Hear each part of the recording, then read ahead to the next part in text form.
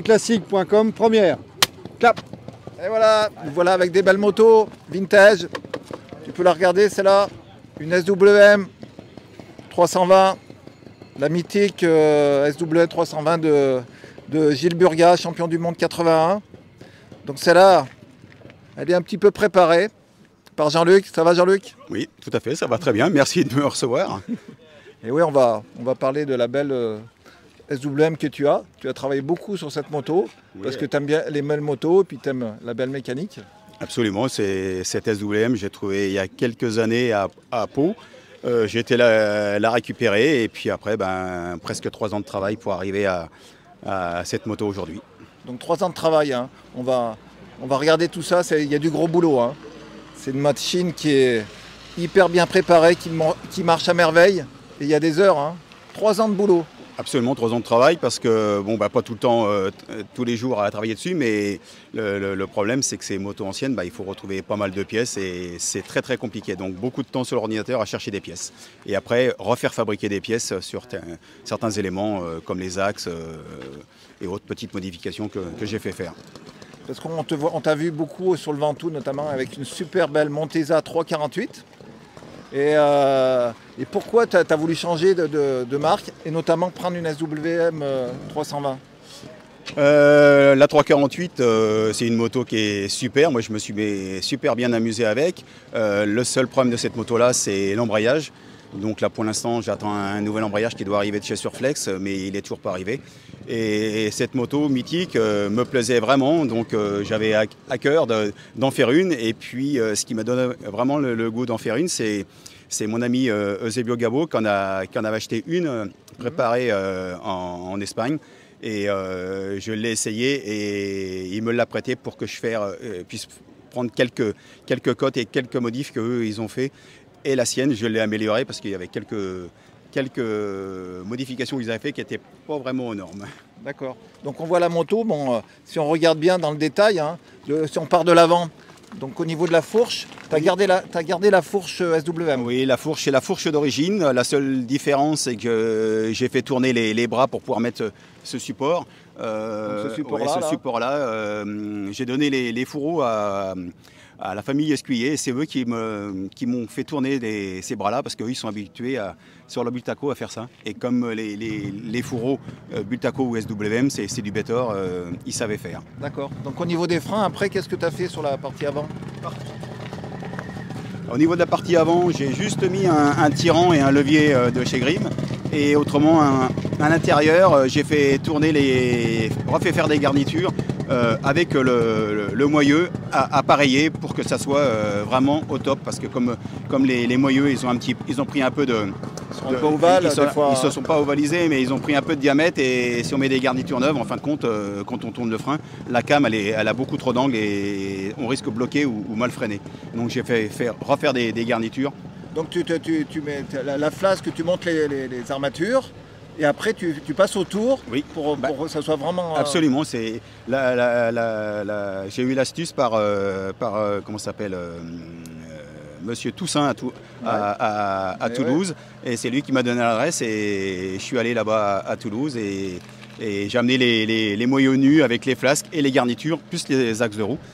Et mon tout refabriqué à la dimension impeccable. Et ça te fait un freinage puissant. Un freinage puissant, tout à fait, avec un tambour. Avec des garnitures mi-tendres, mi-dures. Donc on va pas parler du moteur à la fin parce que voilà, là c'est du gros préparation. Oui. Alors à partie arrière, de mémoire, Gilles, lui, il n'avait pas de... Il n'avait pas ce bras-là. Il avait un brassier. Hein. Moi, c'est un bras alu rallongé parce que j'ai pris un bras alu de Klimber. Que j'ai modifié pour pouvoir recevoir les amortisseurs et le tirant de frein arrière et supprimer la fixation du cantilever avec les biellettes. Ouais, voilà. Donc tu as fait tout le montage, tout ça, c'est tout la tâche, oui, tout à fait. Toute la soudure. Ouais. C'est toi qui les fais, les soudures? Non, c'est un soudeur. Un soudeur que j'ai par chez moi. C'est la Metal Ripiens du côté du Mans qui fait ça. Ah, parce qu'on voit les soudures, hein, c'est du beau. Hein. Oui, absolument. Autrement, au niveau de l'arrière, rien de spécial. On montait une roue tubeless. Et puis le moyeu, c'est le moyeu d'origine avec le Grimeca. Avec le bon Grimeca. Le fameux Grimeca. Voilà, avec des amortisseurs. Chez Bertrand Cartier, fabriqué à la demande, comme lui il sait faire. Et Et comme il sait bien nous préparer les amortisseurs. Donc les fameux Falcom de Bertrand Cartier, oui. Voilà, Les modèles adus, oui. Quand vous en commandez un chez lui, voilà, il vous demande la moto, votre poids, vos styles de pilotage, et puis il vous fait des amortisseurs absolument, comme vous voulez. Et ouais, ça c'est un gros plus, hein, ces amortisseurs. Hein. Sur des motos comme ça, à biamortisseur. Ah, oui, c'est tout à fait. C'est vraiment un plus ce genre d'amortisseur parce que dans notre, on roule avec des motos anciennes, mais il nous reste encore le pilotage moderne. Donc on a été pendant très longtemps à rouler avec les monochocs avec des très bons amortisseurs. Et se retrouver avec des motos anciennes avec des biamortisseurs, il fallait quand même mettre de l'amortisseur haut de gamme pour retrouver une certaine sensation et un bon senti du train arrière. Donc après, bien sûr, tu as changé le réservoir, c'est plus celui d'origine parce qu'il était... Non, c'est plus celui d'origine. Moi j'aime bien les motos avec des réservoirs relativement fins. Qui est avec une coque. Et c'est une coque complète, hein. Il n'y a pas de réservoir en dessous, c'est la coque complète. Donc si on tape, on perce. En bois, ouais, d'accord. Oui. Donc pareil, il y a beaucoup de travail aussi parce qu'on achète la coque complète. Mais derrière, il y a beaucoup de travail et de modifications pour les sorties d'essence et ajuster l'arrière. Ouais, puis donc tu as gardé aussi ce qui est bien, c'est garder le silencieux d'origine de ces SWM. Hein. Alors c'est le silencieux, c'est la coque d'origine du SWM. La seule différence, c'est qu'on les ouvre, on enlève toutes les chicanes et on met un tube direct comme les motos modernes avec la laine de roche autour. Ah ouais, d'accord. Et c'est un tube de Sherco que j'ai mis dedans. D'accord, un tube de Sherco. De Sherco amélioré. Donc après, au niveau du châssis, l'angle de chasse, tu t'as modifié? L'angle de chasse est modifié parce que comme j'ai rallongé l'arrière, il fallait ramener un peu l'avant. Et j'ai ramené l'avant, en fin de compte, elle a une géométrie similaire à une Sherco. Oui, parce qu'en plus, c'est le type de moto de l'époque. L'angle de chasse est très ouvert.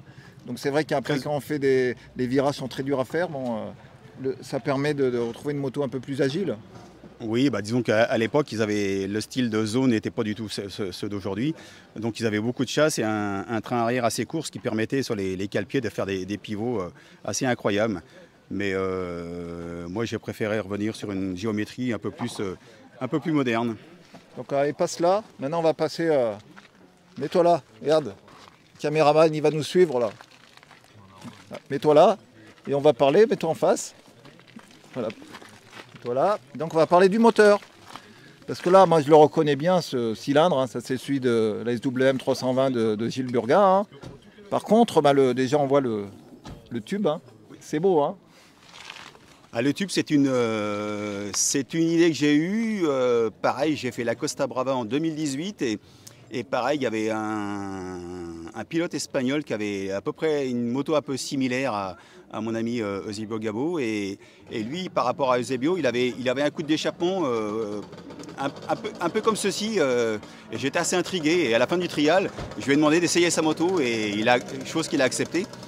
Et quand j'ai essayé la moto, j'étais assez bluffé de la performance du moteur avec cette ligne d'échappement. Ouais. Et quand j'ai décidé de faire la mienne, j'ai dit faut que je me fasse une ligne d'échappement. Donc je me suis fait une ligne d'échappement en inox. Et après, maintenant, on va parler du bas moteur. Bon, c'est vrai qu'il faut reconnaître la SWM 320 de l'époque. Le bas moteur, c'était pas le top, notamment au niveau de l'embrayage où le système n'était pas au point. Hein, donc même avec la meilleure préparation, on n'y arrivait pas. Donc toi, tu as décidé de changer le bloc, c'est ça? Oui, j'ai mis un bloc d'abri à Klimber. Ça change pas trop l'esprit, puisqu'on récupère l'intérieur, c'est pratiquement le même que d'origine. Oui, parce que c'est le Rotax, le système Rotax, le système par distribution avec un disque rotatif. Oui, absolument, c'est toujours le disque rotatif, c'est toujours le Rotax.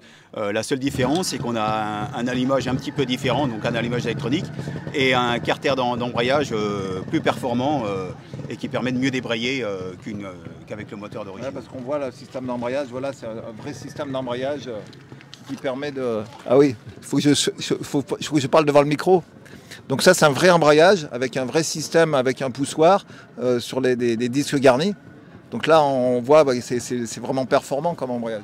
Ah oui, c'est très performant. En fin de compte, c'est un embrayage qui fonctionne comme une moto moderne. Hein. La seule différence, c'est que c'est pas un diaphragme, mais c'est un peu comme les Sherco ou les Beta ou les Montesa. Ça fonctionne pareil. Voilà, hein, mais ça fonctionne très bien. Donc voilà, une belle moto. Hein. Eh bien, on va essayer.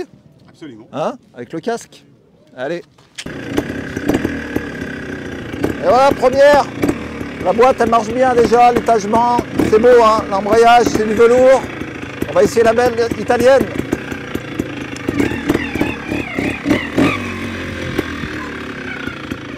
Déjà, ça tourne comme... parce que celui qui essaye une 320 SWN, l'angle de chasse est très ouvert, c'est très dur à tourner. La moto de Gilles Burga. Et là, bon, on retrouve un peu de comportement un peu plus... elle n'engage pas, vous voyez. Sortez votre genou extérieur et ça tourne.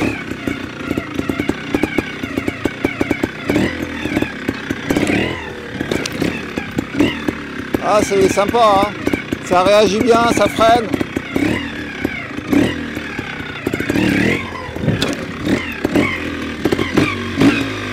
Je fais ça parce qu'en vintage, on peut faire des pivots. C'est autorisé dans le mouvement.